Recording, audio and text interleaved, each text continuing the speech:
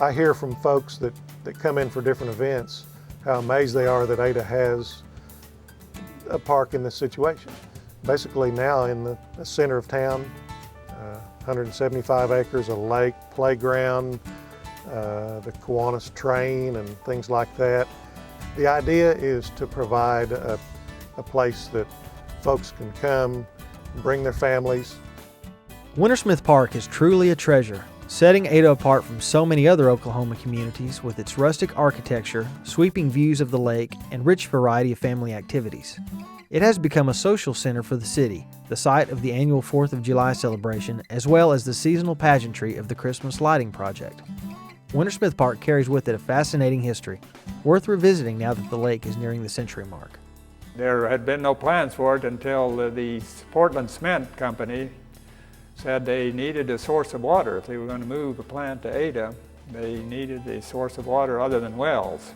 And that was the only source Ada had at that time.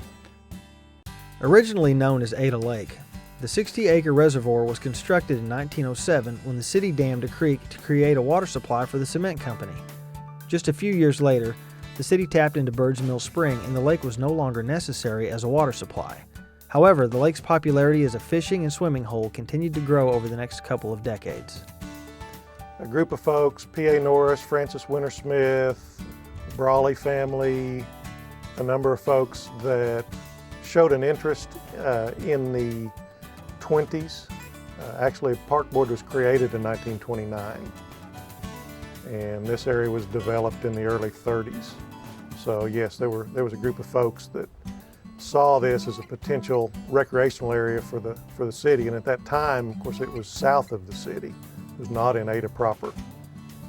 CCC, or Civilian Conservation Corps, was a program set up by the Roosevelt administration during the Depression years. There was so much unemployment and the economy was so bad that they tried to stimulate the economy by various programs. The CCC was a program set up specifically for young men between the ages of 18 and 24 to provide work for them. They would be young men who came from homes where the parents were on relief, were unemployed. And then they were put into conservation work camps. The city of Ada applied for a CCC crew and was awarded Company 834. The company was formed at Fort Sill, and its first assignment was clearing roadsides and improving campgrounds in Wyoming. Inclement weather sent Company 834 south to Ada in October of 1933. Upon its arrival, the company immediately began work on the park.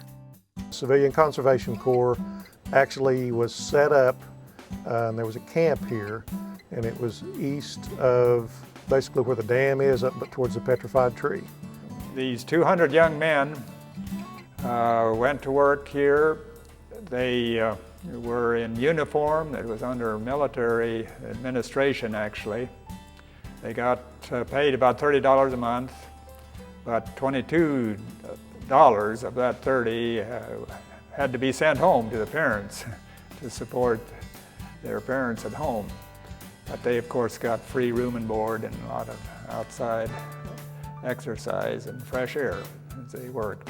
Lodge was built along with the amphitheater and the native stone footbridges and road bridges in 34.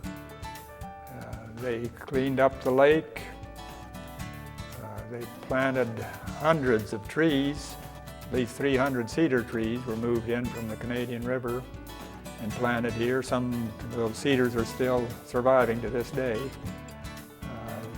The stone was brought from many places in the lodge, and some of the stone work here in the lodge came from the Kiamichi Mountains. Some of the timber came from Arbuckle Mountain area and Stringtown. Some other stone for the amphitheater came from Centrahoma.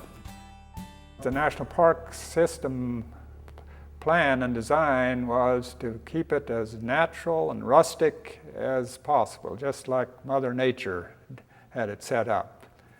The creation of Wintersmith Park created quite a bit of excitement, but it wasn't the city's first park. Well, Glenwood Park was Ada's original park.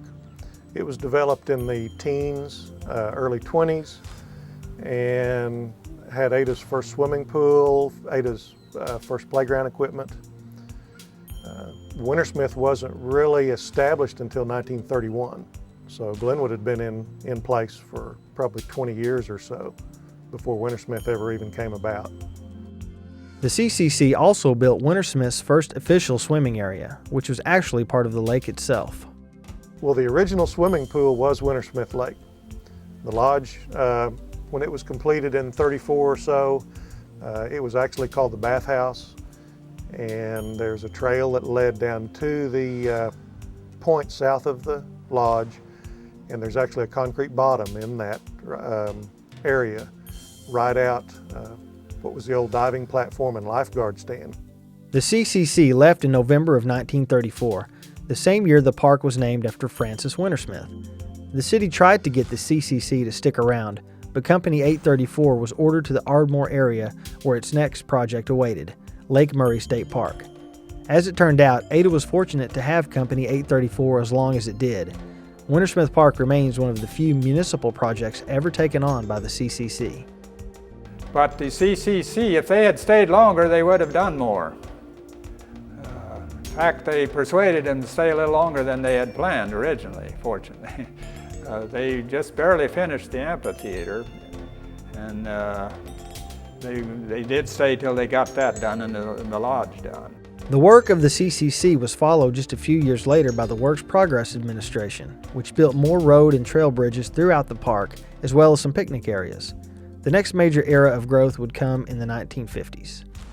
There was a bond issue for park improvements in 58, 59, and that hard surfaced the roads around the park, built the monkey pen enclosure, and the deer pen enclosure was done at that same time. Development cycles of the park have happened every 20 years or so. So the 30s, the lodge and all this was built. 50s, swimming pool, Kiwanis area. Rotary came in and did some kind of paddle boats for a while. So this area was then totally made into a gem, a beauty spot for recreation and for use of all kinds. One of the most unique areas at Wintersmith is the Kiwanis Kids Park, which was constructed in the late 1950s east of the lodge. The park originally featured a miniature train ride and a carousel. A putt-putt golf course was added later. The Kids Park is still in operation, bringing joy to new generations of Ada youth. Some 20 years after the Kiwanis Kids Park was built, the city decided to add a walking trail around the lake, and it has turned out to be one of the park's most popular attractions. The trail is used by local residents for exercise as well as a means to enjoy the beautiful scenery of Wintersmith Lake. As it turned out, the city originally underestimated the interest the trail would generate. The trail was constructed 4 feet wide, and we had no idea how popular it would be, how much it would be used. Immediately, we realized that it was not big enough.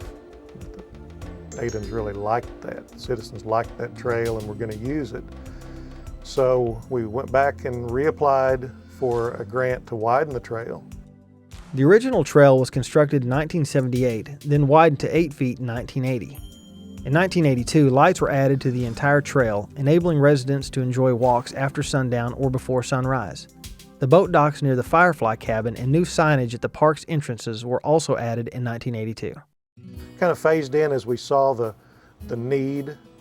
There was federal park improvement money available during that period, and so we were fortunate enough to be able to get that money to do the project as we saw the actual need.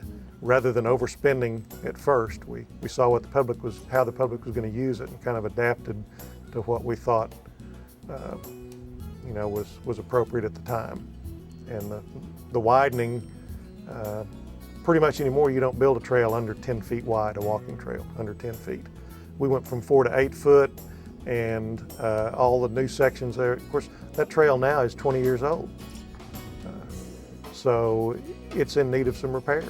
And that's, if you see sections replaced, that's what we're trying to do, is go through there and replace all those as we can, not just piecemeal replacement, but try to do sections at a time. And the goal is to try to go back and replace all of the concrete around the trail in the next few years. The past 2 decades have seen further additions and improvements to Wintersmith Park, most notably 2 children's play areas on the park's east side. The amphitheater is currently being restored as an Oklahoma Centennial project, which will coincide with the state's 100th birthday in 2007. This is one of the few amphitheaters that was built by the CCC, and the only one where the National Park Service was involved. After visiting Wintersmith Park, state preservation officials were so impressed they proposed adding the entire area to the National Register of Historic Places. Originally they thought we would just zero in on the amphitheater, put it on the historic register. But when they got around and saw the lodge here and the bridges built, the unique stone arch bridges and some other features, they decided that the entire park deserved recognition. With the restoration of the amphitheater underway, Wintersmith Park continues to improve. Despite these improvements, many locals still take the park for granted, perhaps unaware of its significance when compared to other municipal parks around the state and the rest of the country. When you bring somebody in and you show them the park, they're amazed at the park, at the size of the park, at what a town of 16,000 has in its park system. So that goes back to the folks in the 30s who saw the potential for this as a park and protected this area at the time.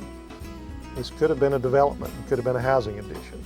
And those folks saw fit, the Norris family saw fit at the prodding of Francis Wintersmith to actually deed the land to the city. So that started the history of Wintersmith Park, and it's been there and will continue to be there for the citizens of Ada